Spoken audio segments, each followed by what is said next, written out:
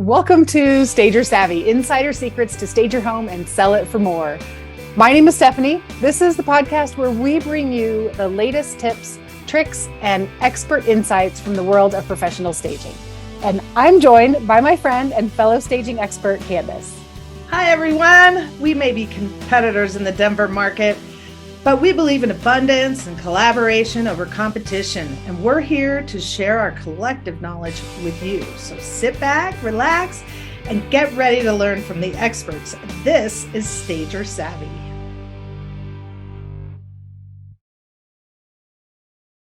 Hey, everybody, welcome. It's Stager Savvy. We are on episode 12. Hi, Kandice. How are you today? Hi, Stephanie. I'm excited to be here today. Such a beautiful fall day in Colorado.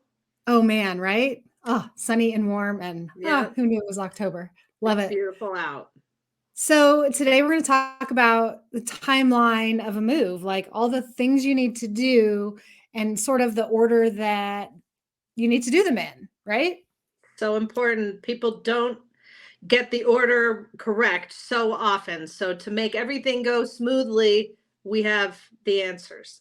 Yeah. Like, you mean I shouldn't bring the cleaner in before the dryballer? Right. Yeah. I know I couldn't. All right. No.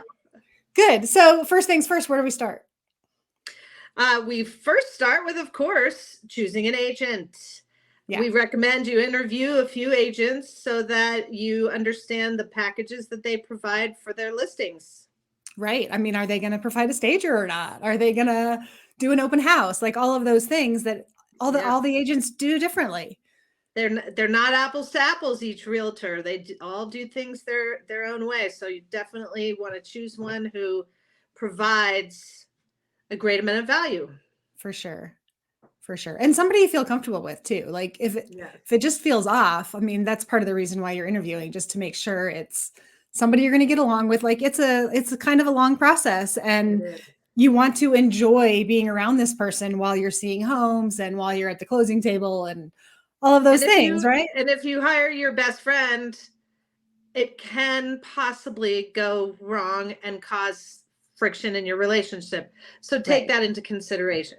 Right. Yeah, for sure. I mean, hopefully, everybody knows 10 realtors probably, but exactly. You don't want to hire somebody that's a friend just because they are a realtor, but are they doing all the things? Are they successful? Are they confident in all of the things that they're doing? So, yeah.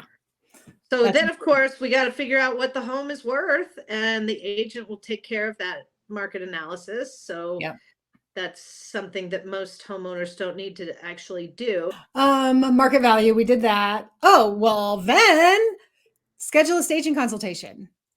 I mean, you have to know what you need to do to prepare your home for sale. So do you need to make repairs? Do you need to pack away some stuff? What do you need to pack? You don't want to pack the wrong things. So get that stager in fairly early. We kind of talked about this in another episode, like when is the ideal time? And any time is a good time, but I like that 2 month, 1 month kind of time frame. You have time to get things done. Yes. If you need to paint, you have time to paint, and then you have time to schedule somebody if you have to have a professional come in and do something else, if you need new flooring or whatever the case may be. Yes. Yeah. And I would say, a lot of agents do make these kinds of recommendations and whatnot, but when it comes to, the type of flooring you're going to replace with and what color paint you're going to paint and all of those specifics, really a stager, I think, is more important. I don't really want to say that, but some agents are good at stuff like that, but not all. So I would bring a stager in just because this is what we do. Right. Yeah. Yeah, for sure. Yeah. Some agents are great at it, I would say, and others might think they are, and maybe they're not so great. And then there are those they're afraid to say, they don't want to be the bad guy. Somebody. Right. So that's when a stager is really great for that kind of stuff. Yeah, for sure. So have them see if you can get them to pay for a staging consultation. Most agents will do that as part of their listing package. And if they're not offering that, maybe they're not the right agent for you. Maybe not. Or maybe you need to refer them to us so we can talk to them and ask them why they're not That's doing for it. sure. That is for sure. Love it. So we'll Love give it. you a list, or most stagers will give you a list of items that in a perfect world, you will tackle and make the home look amazing. If you don't have the time or the budget or whatever, we'll give you the list, and then you can decide on the things that you're willing to do to the home to spruce it up and make it look its best. Yep. And I know, like, I'm sure you do too, but like when you give that list, if the client is like, well, there's no way that's going to happen, then maybe there's an alternative. Well, let's do this For sure. instead. Yeah. And then they're at least on board with all of the things that we're recommending because Yeah. maybe we've backed off of something because we know it's not going to happen. Yeah. So, yeah. And we can give them those, help them with the decisions there and what's going to be the most beneficial as far as the return of the investment they're putting in. Right. Let them know what all the priorities are. Like, yeah, what's most important here. Yeah. Yeah. Yep. And then actually do the repairs, do the improvements, do the things that the stager recommended you're going to get Yes. good ROI on, right? Yes. Yes, because buyers don't want to come into a project. And so a lot of times they'll say, oh, we're just going to give them a carpet allowance. But it really doesn't pay out the way you want it to when you do that. You're much better off going ahead and replacing that carpet so that it looks amazing coming in. That way the buyers don't have to plan on doing something right off the bat. So highly recommend just going ahead and doing those things that are necessary. Right. I mean, it helps so many ways. It's the perceived value. So they're perceiving that it's worth more. It's already done. They're not making objections because they have to do all these things. Right. Right. And the other thing is money-wise in buyers' heads, if it's something that still needs to be done, they're putting this big dollar amount on it. There they are. Yeah. But you know what? It's probably only this much to actually do it. So you're better off saving money by actually doing it. And you're going to see a get better that price on the painting other done, get those floors either resanded or improved in some way. Absolutely. Do all that in advance. Yeah. That way the buyers can walk in and it's done and it's fresh and it's new and it's pretty and it's exactly what they want. And they're envisioning, this fabulous place and you're giving it to them. So yeah, make the repairs, make the improvements, even the little things, tighten the knobs on the kitchen cabinets, tighten all your doorknobs, your banisters, like all of that stuff that maybe we always update your lighting and your sink faucets and all those fun little things. Yes, for sure. Along with that, once that stuff's done, then it's sort of back in the staging world, but that decluttering, depersonalizing, making it look like anybody's home, right? And not your home. Right. I mean, decluttering is used so often. So it should be pretty much, the number one thing. We like to, what do we call it?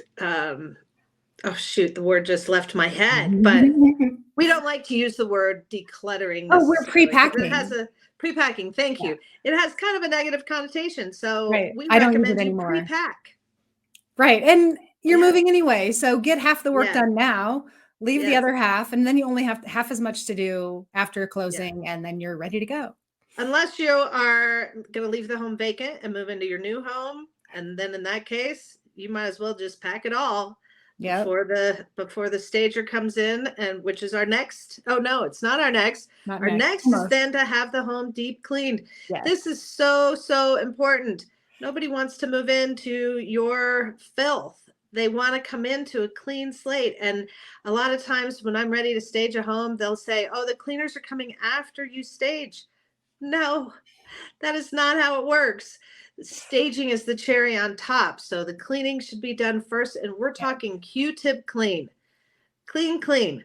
Right. You also don't want to put your furniture in a grubby place, and you don't want to make the cleaners have to go around all the furniture. It makes it harder for them. Right. So, if it's empty, especially, like get it done and let the stager have this beautiful, clean slate too. Yep. And cleaners, they know what a clean out clean looks like. And we're talking about cleaning the tops of light bulbs and lighting fixtures. And they're Yeah. doing the serious things that you probably haven't done since you moved into your place. Right.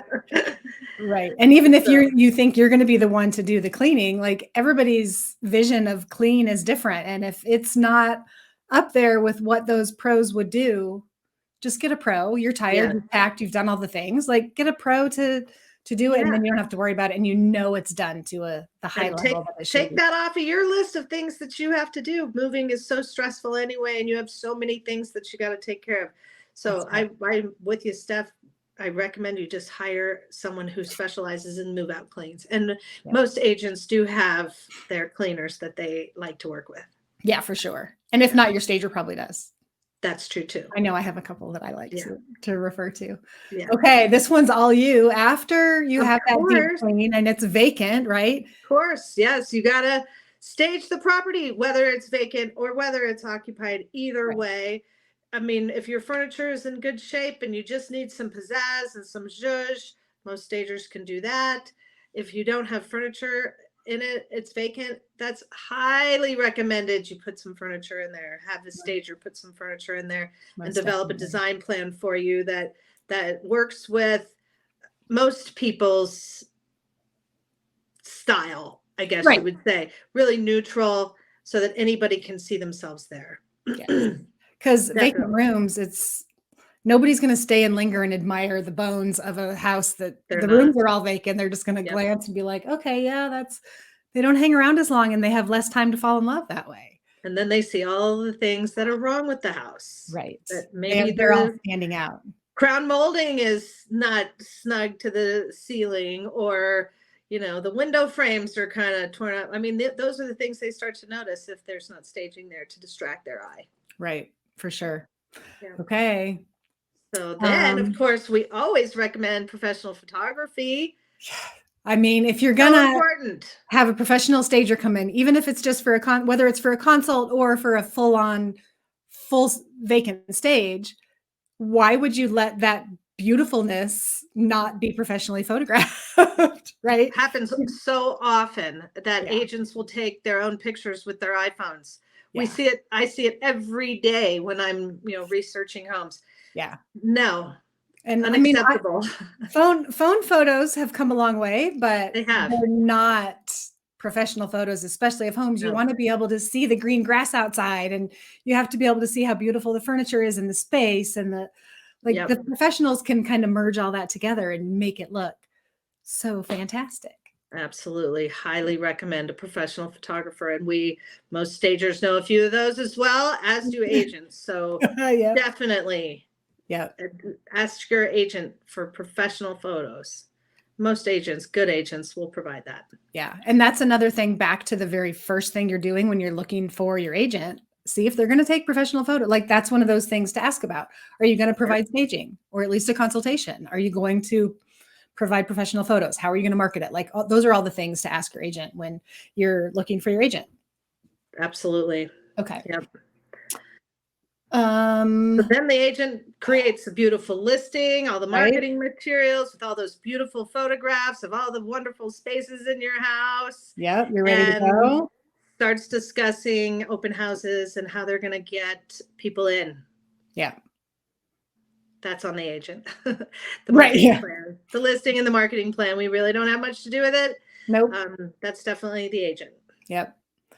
But then you have to prepare for the showings. Once you are either going to have an open house or just people are going to come see your home. If they're going to pay that much money for something, they're going to come see it, right? Yep. So you're going to have showings of some sort, and you have to prepare for those. You have to keep the home clean, as good as the professionals had it, right? It needs Not to easy. stay spotless.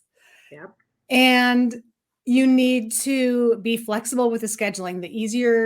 The more quickly you can get out, the sooner Yeah. somebody can get in, the more likely they're going to want to come see it, instead of having to wait a day or 2 or 5 or whatever your schedule might limit them to. Yep. So try to be flexible and let people in as soon as possible, but keeping it clean and being ready, having a plan whether it's clearing all of the kitchen counters into a laundry basket or cardboard box and wiping it down and taking it to the car with you so that it's not in the house anywhere. Like have a plan for kind of getting out of there fairly quickly if you need to.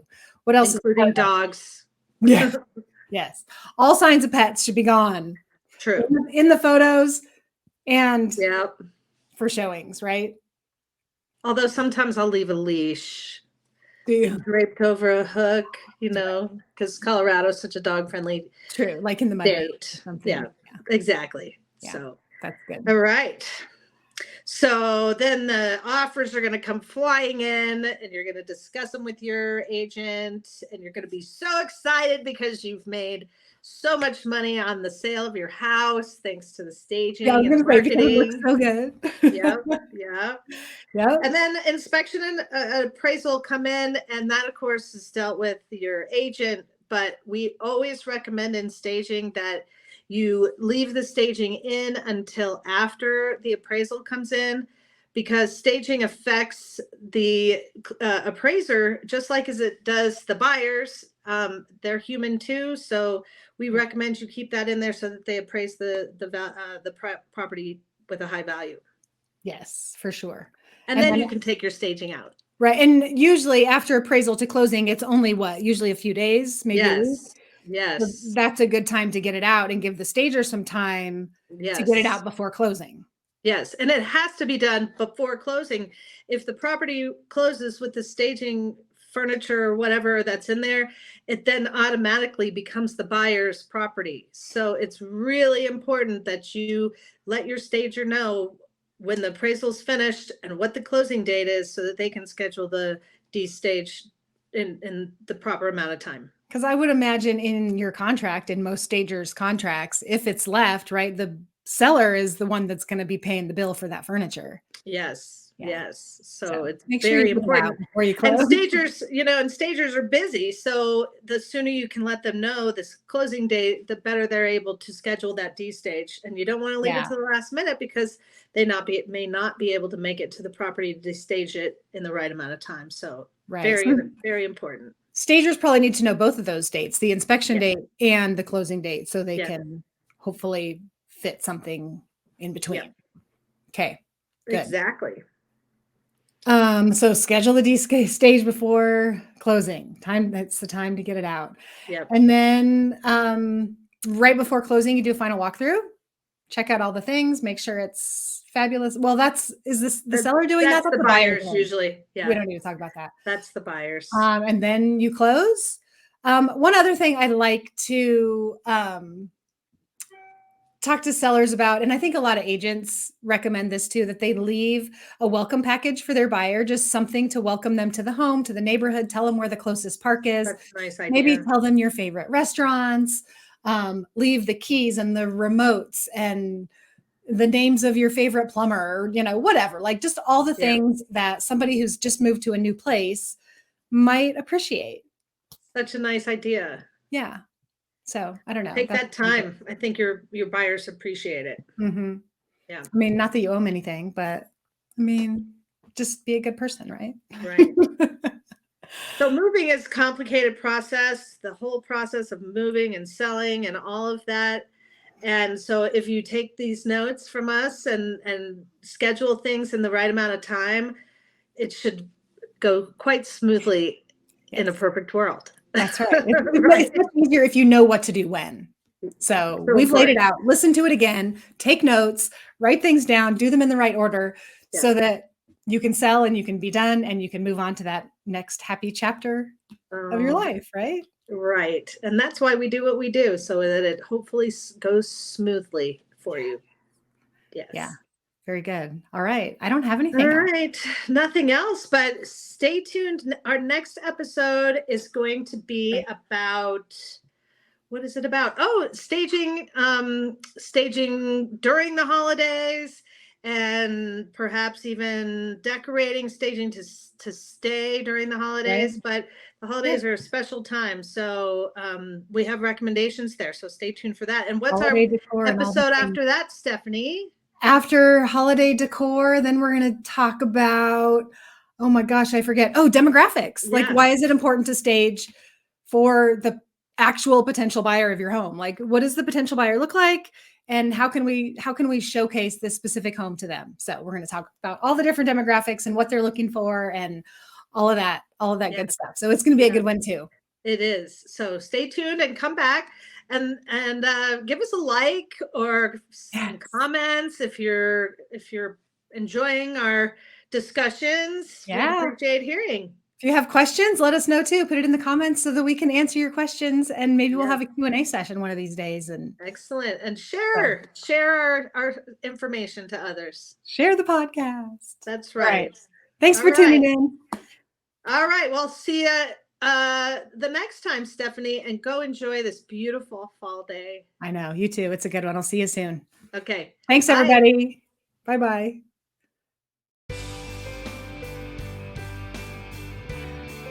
Thank you for listening to Stager Savvy, insider secrets to stage your home and sell it for more. We hope you've enjoyed our discussion on home staging and gained valuable insights that you can apply to your own real estate journey. If you have any questions, ideas for future episodes, or would like to learn more about our services, please feel free to visit our website, stagersavvy.com, or reach out to us directly at stagersavvy@gmail.com. We're always here to help.